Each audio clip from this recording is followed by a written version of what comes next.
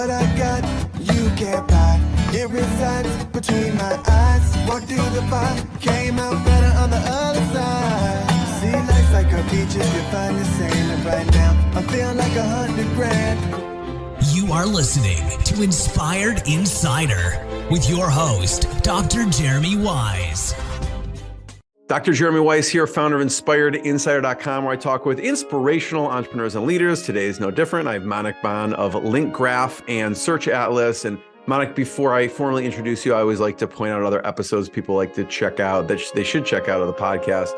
We were actually talking for a second about Jason Swank. Jason Swank, I did 2 episodes with him, actually. One is how he built his agency up to 8 figures and sold it. And the second is kind of his next stage of life, which is he's buying up agencies, and he's also has a great mastermind group for agencies as well.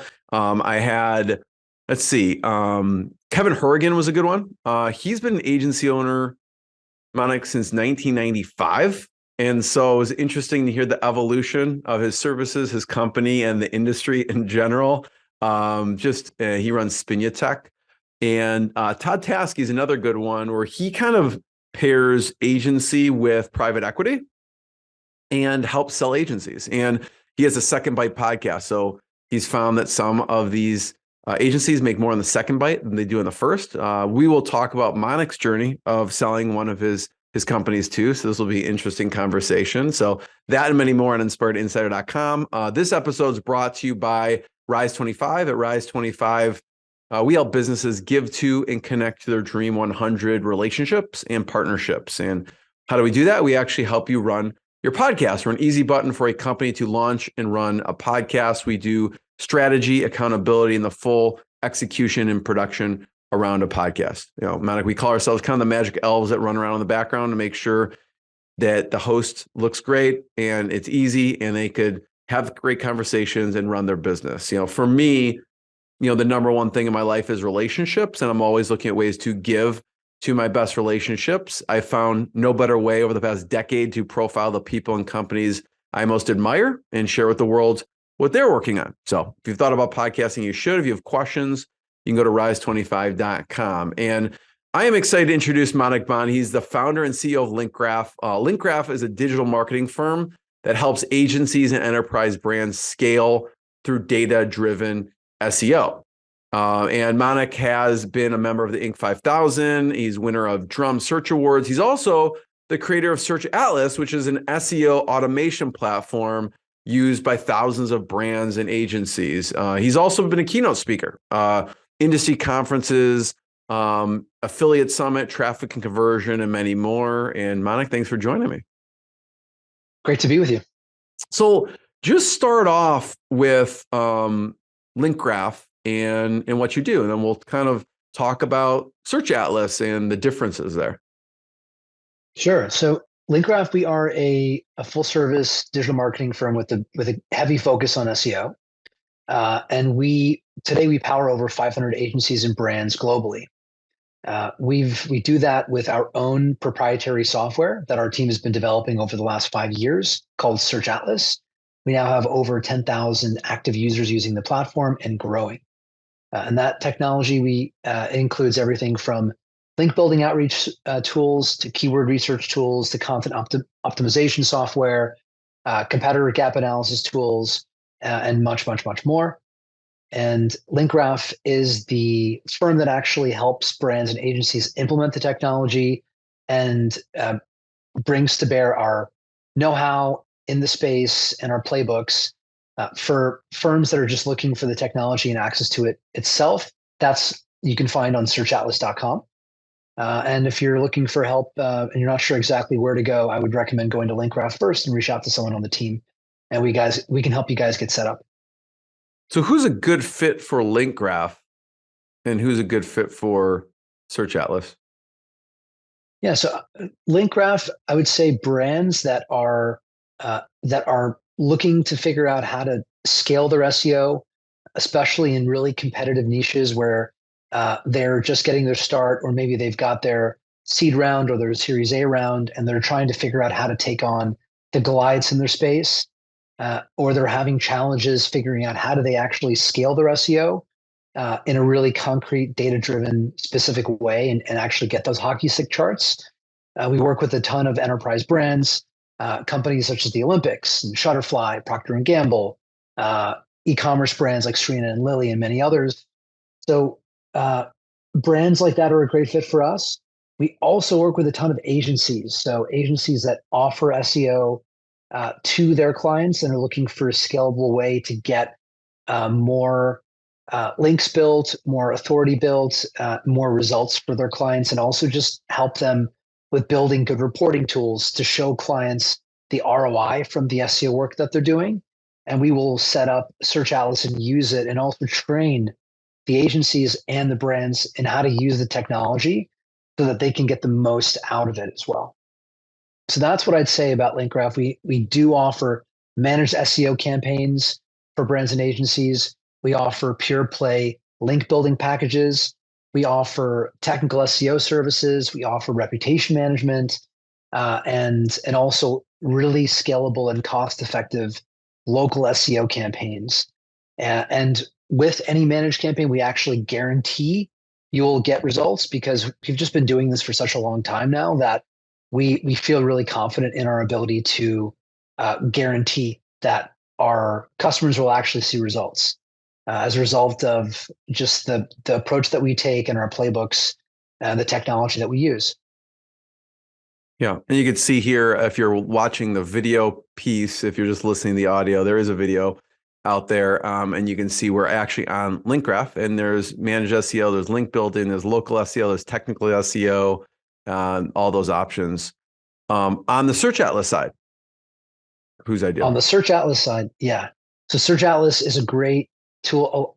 If you're an agency and you already have your own approaches to link building and a lot of the other services that I described, and you feel confident that your team has it under wraps, or if you're a brand and you're doing those activities in-house and you feel really confident about your approaches, SearchAtlas can still be a great help and benefit to you.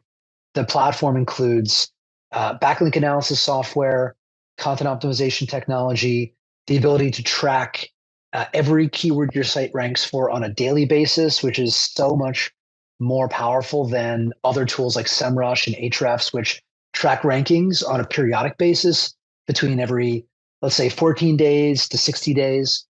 And I think what a lot of people really love about the toolkit is our new auto SEO AI recommendation engine, which actually puts together all of the tools in the platform and just tells you these are the things you need to do. So if you're a team and you're kind of struggling to figure out, like let's say you're the head of like a digital marketing team and you've got a team underneath you of content strategists, of web developers that work on the website, of PR and outreach professionals that actually try to go and get your brand linked and mentioned on the internet, this toolkit will actually give that team recommendations and tasks that they can implement every single week and benchmarks your performance as you use the tools and as you follow the recommendations. It'll actually track and show you the momentum and the SEO crescendo, if you will, that you'll get out of using it. It works really well. We use it on all of our clients, and it really helps with some of those really nuanced, nitty-gritty SEO, very technical things that you would need someone to kind of go through your data with a fine-tooth comb. The AI does a great job of finding that information and filtering out all the information that's not relevant and just servicing key actionable recommendations. So a lot of people really love that tool. But if you'd like a walkthrough, you like to get a more kind of comprehensive look at the toolkit, feel free to schedule a demo. You can hit that button right in our nav. And we're happy to walk you through the toolkit and help you figure out how your team or your agency can make best use of it. Mike, creating a software is a big undertaking, right? I mean, you started off an agency, you sold it, then you started another, and you started to create software. So I'm curious of why, because you could have been like, listen, this is a pain. We have to create a whole team around it. It's a lot of work. Let's just cobble together. Let's just use what's out there. And why did you make the decision to create your own? And you can see, if you're looking at this, I love how you kind of visually display this. So anyone who's for their company, how they do their pricing, table or however it is. It's kind of take a look at SearchAtlas and what they do. And because it shows, it's cool how you just show and build the value of one tool and replacing it. So I love the psychology and everything that you do on this page. So you could check it out because he has replaces, what tools it replaces, the features, and then what the cost is. Obviously, when you add that up, what other tools are using? Because we know that, Monica, we know tools, but we don't mentally in our head kind of add them all up in our head. So I kind of liked how you display this, but why go out and create your own software? Yeah. Well, why did I lose my hair building all of this? For sure. Yeah. So, well, the simple answer is when we started this project, it actually began as a research project. It began by studying Google's patents, going through the scientific literature on how search engines work, so that we could really start thinking like Google, thinking like a search engine, and thinking about the problems that they have to solve in a way that's sort of empathetic to what it means to be Google. Not a lot of people think about Google and think, oh, hey, let's empathize with them. But that was sort of our hat that we put on, is like, let's think about the issues they're trying to solve. And from that place, figure out what do we need to do as practitioners to give them what they're looking for. And that research journey led us to understand their ranking factors in a really, really meaningful way. And the way that I would just summarize those years of research is Google really breaks down the ranking factors into 4 quadrants. The ranking factors that are related to authority. Authority is basically like the backlink profile of the website, the brand signals, the historical data that they have on the domain to see how long people spend on the site, what their engagement patterns are. That is all relevant to building the authority profile of the domain in Google's eyes. That is a huge ranking factor, probably the most important one. The second one that's really important is content. That would include the blog posts you have on your website, the landing pages, the services you offer, the way you describe those services, the facts you have on your website, the information that you're presenting to readers, your topical relevance, which is how wide your content is able to appeal to what a searcher may be looking for, the depth, which is in how great of a depth are you actually discussing the topics that you want to rank for. Google's studying all of that now, and that's become a really significant way that they ascribe what is sort of termed as knowledge-based trust of a domain. So content signals are really important, and we've got software that really addresses that for Google and helps you boost that for pages. Then we've got technicals, which would be like your on-site, your crawling, the links on the website, all the little more technical nuances to how the server is set up and things like that. And then also the signals, the page experience signals. So how long people stay on the page. What are they doing on the site? How often are they clicking through from page to page? And so all of those confluence of factors is really the full dimension of SEO. When we started, we realized that the toolkit that we were using, when we were using all of these competitor tools that you see on there, including SEMrush, Ahrefs, Moz, our bill was like $3,000-$4,000 a month in just software to get all of these tools under one umbrella.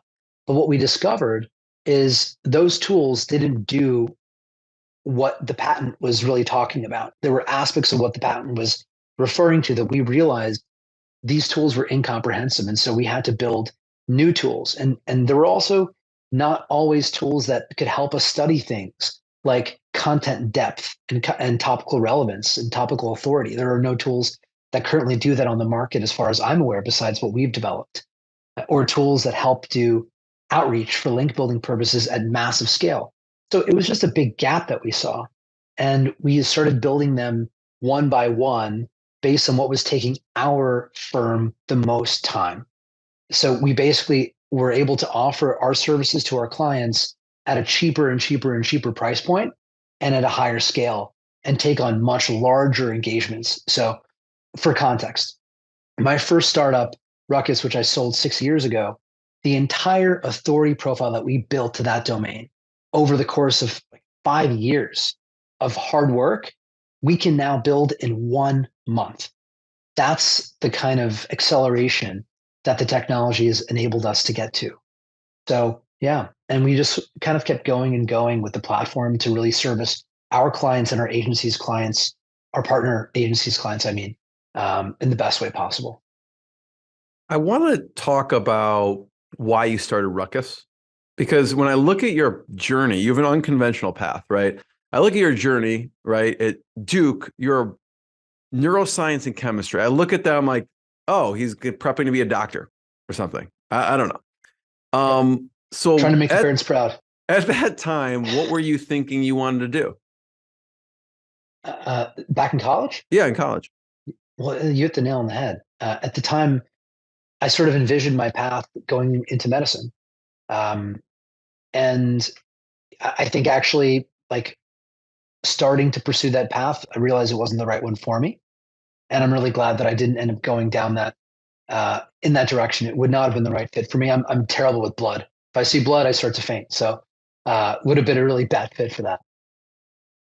You could have gone radiology though, something, but you still have to go through the training. Is that ultimately, because right now maybe someone's listening and they're not sure what path, and maybe that's one of the paths. What made you decide ultimately, this isn't where I want to spend the rest of my life? This is not what I want to be doing. Well, I just felt called in a different direction. To me, when I did my soul searching, what I really discovered was that my passions lied elsewhere. I was really interested in markets. I was really interested in business, and that interest of mine took me in a very different direction. And I ended up going to Wall Street, where I feel like I was able to really sink my teeth into that. Working at Goldman, learned a ton, and through the process of being there for 4 or 5 years, found my next passion, which was actually in technology. At the time, seeing companies like Groupon IPO, eBay IPO, it was so fascinating to see the energy that was in the room, that we had never seen anything like that since the first tech boom. So that really pulled me into this new direction. At the time, I didn't realize that I would end up becoming a CTO and building my own tech companies.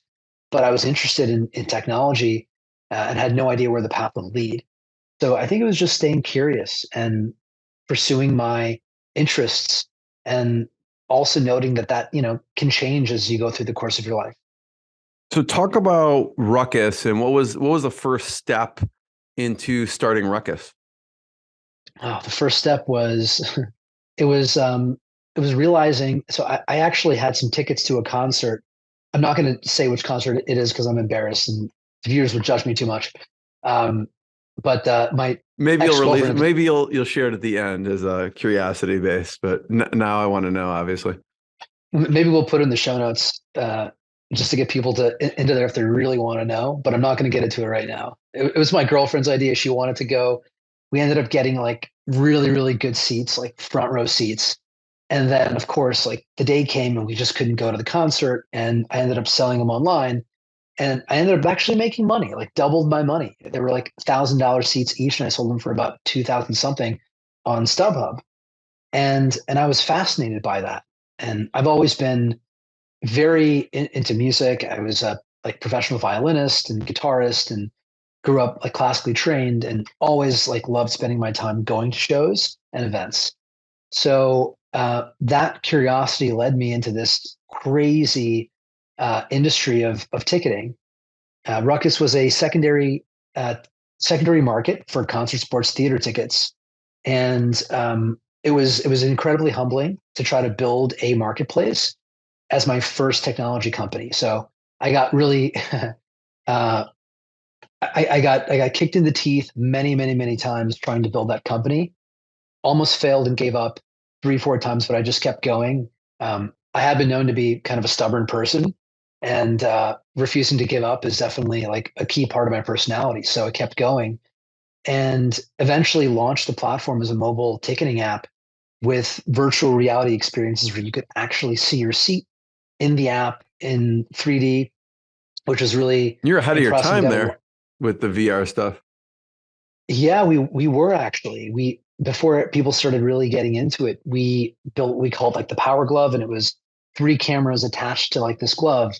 And you would take 2 shots from a seat and it would stitch together a full 360-degree pano of what it's like to sit in that seat. And we were sending drones.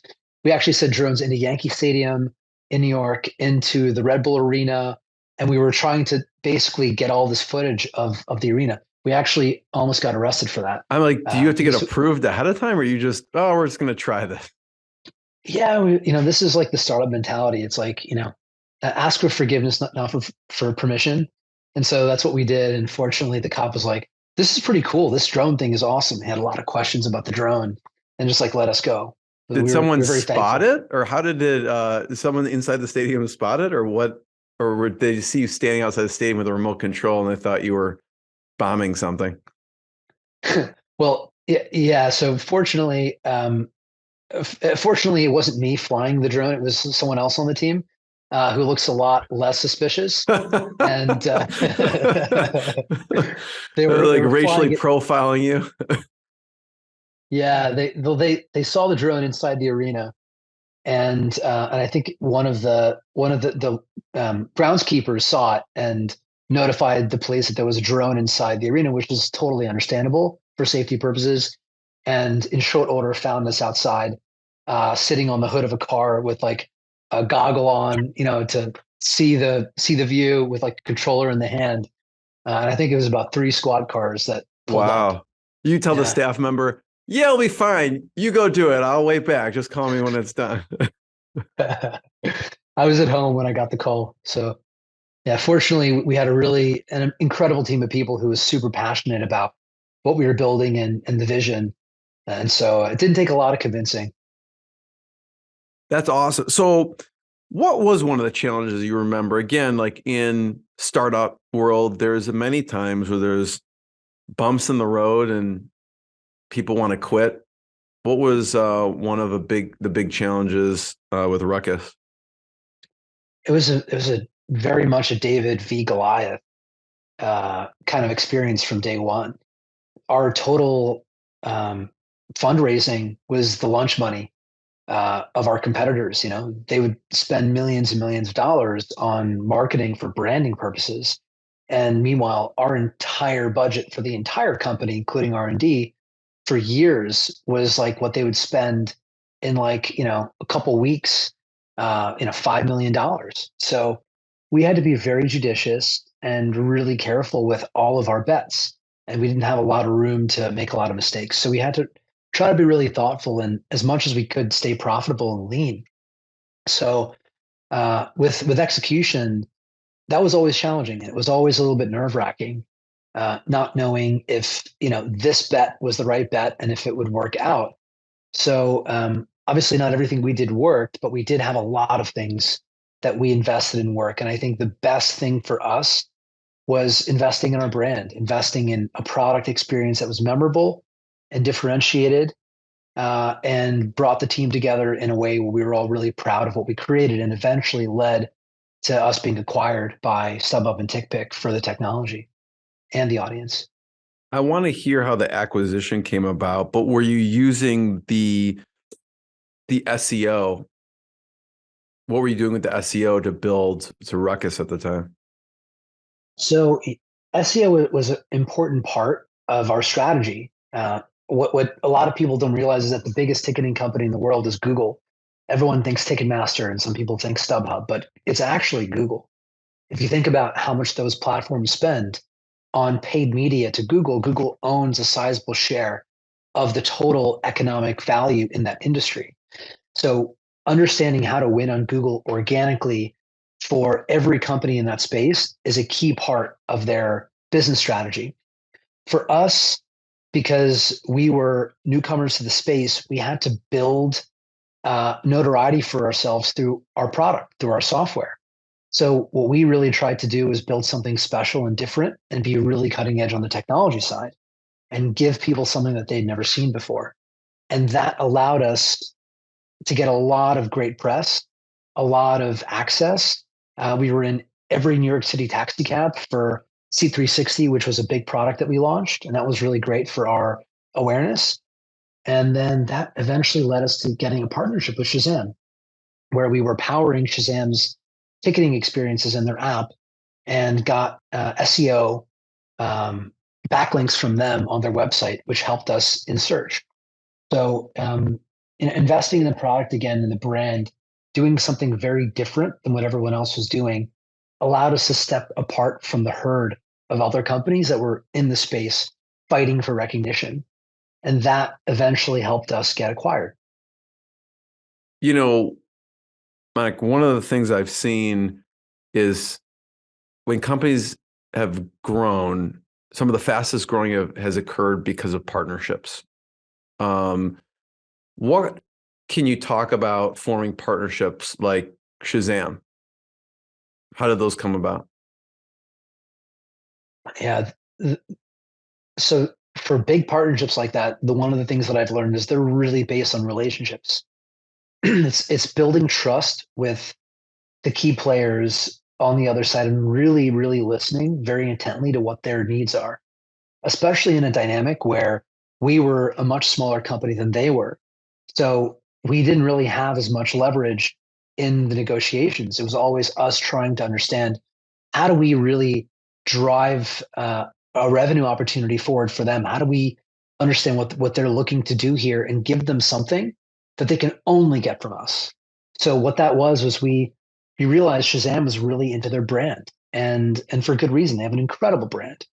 So we actually redesigned our venue maps to include their logo, and it was something that we could do. It took some work, but it showed them how committed we were to the partnership, and we were going that extra level that they realized that there were really no other companies in the space that had the integrity as well as the technology capabilities that we did. And it allowed us to eventually ink the deal after over a year of working through it. And it did take a long time. I love it. Thanks for that. That's great. How did the acquisition eventually come about? Well, we at the time at which we were looking to exit, we had a few companies that were in orbit that were interested in us. And what we really needed to do was figure out how do we organize those conversations in a way where we can get the best outcome for the company. And so it was just about getting everyone that saw value in what we had created to the table at the same time, and encouraging them to put their bids forward, and us trying to really maximize the value we're able to create. So we had to be a little bit creative with how we structured it to get the best value out of it, but we did. And fortunately, we were working with some really great partners at the time that helped us manage the process and successfully close and execute the deal. I'm sure, Manick, you were thinking of a bunch of interesting ideas, right? So you exit, and like, what's next, right? What, I guess, was on the chopping block? Obviously, LinkGraph, SearchAtlas was one of the ideas. What else were you thinking about that maybe got cut before you kind of move forward with that path? Well, once the exit happened, I knew I needed to take some time off and just recharge my batteries. And so I did. Spend some time with family, with friends, did some traveling. And the one thing that I kept coming back to was what I felt was like an unclosed chapter or an unanswered question. And it was really around Google. And I knew, and everyone knows how important Google is as a technology platform. I mean, it's essential, I think, to the way that humanity, that we find and discover information. It's like the library of information on the internet, and it's fast and it's free. And I realized how critical a platform that it would always be now and forever in the future. And I really felt like there was more there. So there were some other ventures that I was involved in. I was helping my friends with their companies, helping them figure out their approach to go to market and growth. And I realized all of them had the same similar set of problems with Google, which is, how do I get Google to love me? How do I get found on the first page of Google? What are they looking for? And why don't They understand that I'm the best company in the space. I've got the coolest product. I've got the best experience. I'm doing something really different, right? Why don't they get that? I don't understand. And it's a common problem that I see with startups. Like they're doing something interesting and innovative, but they don't have that reputation, the authority in the eyes of Google. So everyone was struggling with authority, building up authority, creating domain authority in the eyes of Google. And that was a common problem that I knew needed to be solved. So after reading some of the literature that Google had about how they evaluate that, uh, I started figuring out how to solve that problem and do it at scale. And it was initially just a research project. And we were crawling the internet. One of the reasons we call it LinkGraph is because I was building a link graph of the internet, how the internet sites connect to one another through different pages. What are some websites that are linking to other sites a lot and passing do follow links? And I was doing that to figure out what types of websites can you get links from and how do they link? And then trying to like deconstruct that. And that ended up sort of forming the path that led to creating LinkGraph and SearchAtlas. So it just kind of happened like organically. What were your thoughts at that time of bootstrapping versus raising money? So as someone who has raised money for startups before, one of the things that I never enjoyed about that process was feeling like it was a treadmill that you were always on. And really, I'm a product guy. I'm a tech guy. I like digging into like the business problem more so than I like being on the road and glad handing investors and convincing them and getting them excited about what we're building. So me being more interested in actually applying myself to solve the problems, more so than raising capital, made it really obvious to me that raising capital is not something that I wanted to do, especially in the early days. And was fortunate that I had some capital that I could use to start the company and see how it would go. Unfortunately, for this company in particular, we began doing a lot of work consulting and servicing other brands. So it did have the ability to be profitable very quickly. It didn't need a lot of upfront capital investment. The software did, but we slowly like legged into that as we built the agency and the firm up. We had more capital to invest into the software. And that then helped us build the agency and the firm even more. Love it. You worked with the Olympics. What Yes. kind of stuff did you do with the Olympics? So the Olympics is so interesting. When we think about the Olympics, we think about like watching the Olympic Games and looking at the Olympics as a digital marketing event and unpacking what that really represents. We've got hundreds of languages, right, globally, all these audiences tuning in to their local Olympic team, their local Olympic website that's written in a different language, right? Uh, Whatever their language is, those websites all have their own technical challenges and their own issues servicing their official content on Google and to their audiences. And with the Olympics, what was so interesting is even though you have these official Olympic websites out there representing the team, whether it's a team of Serbia or the team of Croatia or the team of Spain, there were other competing sites that were taking traffic away from them just because those sites weren't optimized properly from an SEO standpoint or Google couldn't crawl them. So a lot of the work was just setting standards across all of these hundreds of Olympic websites in different languages for different audiences and helping them establish like good technical fundamentals, website fundamentals, giving them all audits that their teams could then use to repair and fix the websites. And in some cases, we help them do that as well to solve some of the bigger, more challenging issues and hurdles so that their sites could be optimized, discoverable by Google, and engaging their audience at this very, very critical time of the Olympic event. I'd So it love was to. great fun and very So a exciting. lot of and moving also pieces there. challenge. Tons of moving pieces.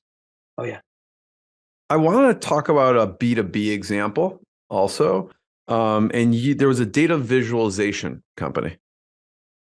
Yes, yes. So, so one of our clients, we have a NDA in place, so I can't share too much about who they are, but they're a public data visualization company. And one of the interesting challenges that they have is that their product, it is a global B2B product. And that means if they want to reach audiences in China and in Japan and in Germany, they have to create content in all these different languages.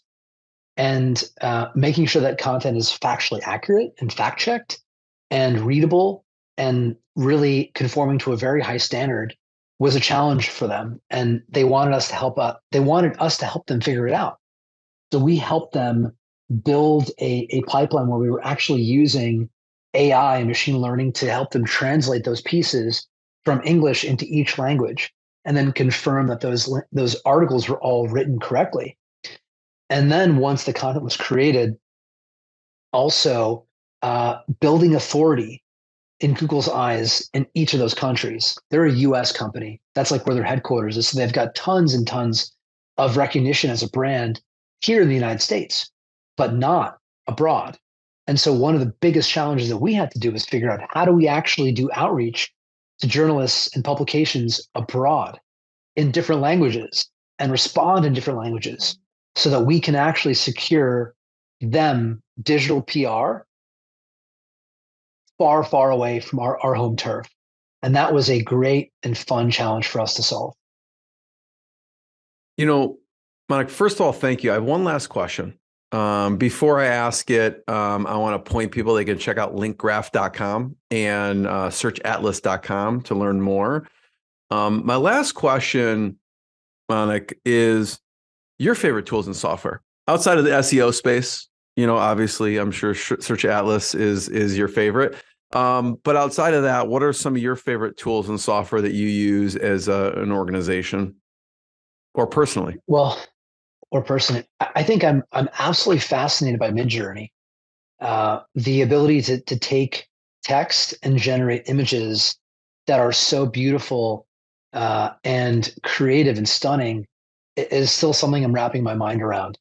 So I've been really following with great intent the innovations happening on the AI content generation space. I'm really interested in AI generated music, AI generated images, AI generated video now as well. So there's a lot of really fascinating things happening in that space. Which And any that's specifically in the AI? So is this Midjourney? This is what you're referring to? Yes, I feel like I'm in the Midjourney. Matrix. Okay. You are more than you know. And it's an incredible platform. You do have to use Discord to leverage it. So you sign up with Discord, and through Discord, you can actually generate AI generated images within their chat experience. And they're stunning. The quality of the images is just absolutely mind blowing. I actually used it to generate a children's book for my wife for her birthday about our daughter. And it was a lot of fun. And it was also, I think, a great testament to the power that this technology has. So this one's just a fun one for me. That's pretty wild. Yeah. What any other AI tools that you like that you're experimenting with? Ooh. Probably like there's some really experimental ones, and they're not yet all the way there. This is the one that I would feel most confident recommending.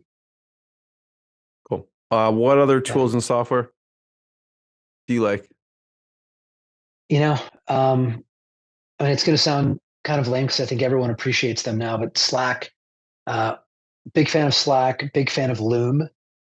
For teams, what we really try to do is really minimize our in-person meetings. And so what we do is we send a lot of asynchronous video communication with each other. So we use Loom extensively to do that within our team. And I'm a huge, huge proponent of that technology. So really, really like that. Awesome.